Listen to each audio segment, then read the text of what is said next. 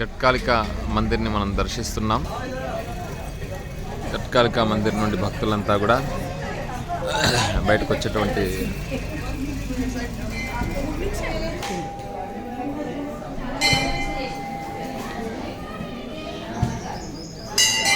భక్తజన సందోహం అంతా కూడా.